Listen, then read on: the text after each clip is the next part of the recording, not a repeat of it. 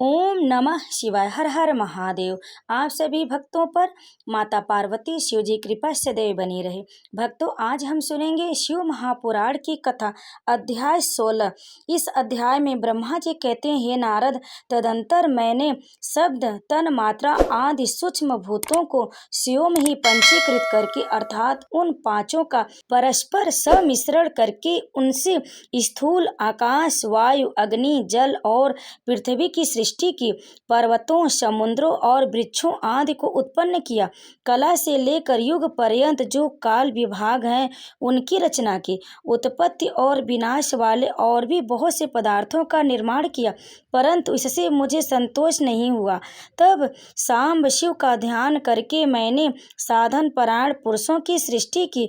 अपने दोनों नेत्रों से मरीचि को, हृदय से भृगु को, सिर से अंगिरा को, व्यान वायु से मुनि श्रेष्ठ पुलह को, उदान वायु से पुलत्स्य को, समान वायु से वशिष्ठ को, अपान से कृत को, दोनों कानों से अत्रि को, प्राणों से दक्ष को, गोद से तुमको, छाया से कदर्म मुनि को तथा संकल्प से समस्त साधनों की साधन धर्म को उत्पन्न किया। मुनि श्रेष्ठ, इस तरह इंसानों की सृष्टि करके महादेव जी की कृपा से मैंने अपने आप को कृतार्थ किया। तत्पश्चात संकल्प से उत्पन्न वे धर्म मेरी आज्ञा से मानव रूप धारण करके साधकों की प्रेरणा से साधन में लग गए। इसके बाद मैंने अपने विभिन्न अंगों से देवता, असुर आदि के रूप में असंख्य पुत्रों की सृष्टि करके उन्हें भिन्न भिन्न शरीर प्रदान किए। तदंतर अंतर्यामी भगवान शंकर की प्रेरणा से अपने शरीर को दो भागों में विभक्त करके दो रूप वाला हो गया। नारद, आधे शरीर से मैं स्त्री हो गया और आधे से पुरुष। उस पुरुष ने उस स्त्री के गर्भ से सर्वे समर्थ उत्तम जोड़े को उत्पन्न किया। उस जोड़े में जो पुरुष था वही स्वयंभू मनु के नाम से प्रसिद्ध हुआ। स्वयंभू मनु उच्च कोटि के साधक हुए तथा जो स्त्री हुई वह सतरूपा कहलाई। वह योगिनी व तपस्विनी हुई। तात मनु ने वैवाहिक विधि से अत्यंत सुंदरी सतरूपा का पानी ग्रहण किया और उससे वे मैथुन जनित सृष्टि उत्पन्न करने लगे। उन्होंने सतरूपा से प्रियव्रत और उत्पानपाद नामक दो पुत्र और 3 कन्याएं उत्पन्न की। कन्याओं के नाम थे आकृति, देवहूति और प्रसूति। मनु ने आकृति का विवाह प्रजापति रुचि के साथ किया। मझली पुत्री देवहूति कदम को ब्याह दी और उत्पानपाद की सबसे छोटी बहन प्रसूति प्रजापति दक्ष को दे दी। उनकी संतान परंपराओं से समस्त चराचर जगत व्याप्त है। रुचि से आकृति के गर्भ से यज्ञ और दक्षिणा नामक स्त्री पुरुष का जोड़ा उत्पन्न हुआ। यज्ञ के दक्षिणा से 12 पुत्र हुए। मुनि कदर्प द्वारा देवहूति से गर्भ से बहुत सी स्त्रियां उत्पन्न हुई। दक्ष के प्रस्तुति से 24 कन्याएं हुई।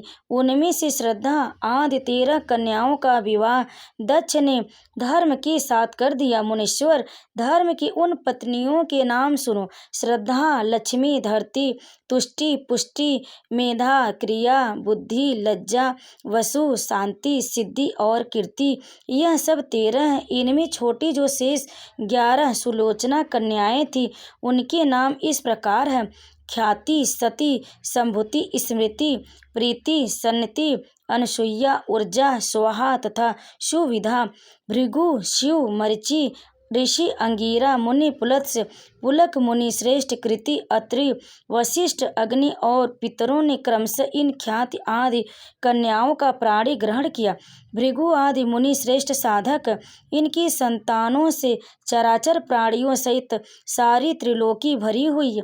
इस प्रकार अंबिका पति महादेव जी की आज्ञा से पूर्व कर्मों के अनुसार बहुत से प्राणी असंख्य द्विजों के रूप में उत्पन्न हुए। कल्प भेद से दक्ष की 60 कन्याएं बताई गई हैं। उनमें से 10 कन्याओं का विवाह है, उन्होंने धर्म के साथ किया। 27 कन्याएं चंद्रमा को ब्याह दी और विधि पूर्वक 13 कन्याओं के साथ दक्ष ने कश्यप के हाथ में दे दी। नारद, उन्होंने 4 कन्या श्रेष्ठ रूप वाले यार्छ अरिष्ट नेमि को ब्याह दी तथा भृगु, अंगिरा और कृशांग दो कन्याएं अर्पित की। उन्हीं स्त्रियों से उनके पतियों द्वारा बहुसंख्या के चराचर प्राणियों की उत्पत्ति हुई। दक्ष ने महात्मा कश्यप को जिन 13 कन्याओं का विधि पूर्वक दान किया था, उनकी संतानों से सारी त्रिलोकी व्याप्त है। अस्थावर और जंगम कोई भी सृष्टि ऐसी नहीं है जो कश्यप की संतान से शून्य हो। देवता, ऋषि, दैत्य, वृक्ष, पक्षी, पर्वत तथा तृणलता आदि सभी कश्यप पत्नियों से पैदा हुए। इस प्रकार दक्ष कन्याओं की संतानों से सारा चराचर जगत व्याप्त है।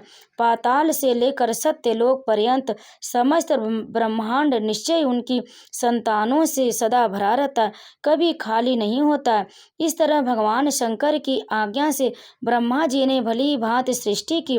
पूर्व काल में सर्वव्यापी शंभु जी ने तपस्या के लिए प्रकट किया था तथा रुद्रदेव ने त्रिशूल की अग्रभाग पर रखकर जिनकी सदा रक्षा की, वही सती देवी लोकहित का कार्य संपादित करने के लिए दक्ष से प्रकट हुई। उन्होंने भक्तों के उद्धार के लिए अनेक लीलाएं की।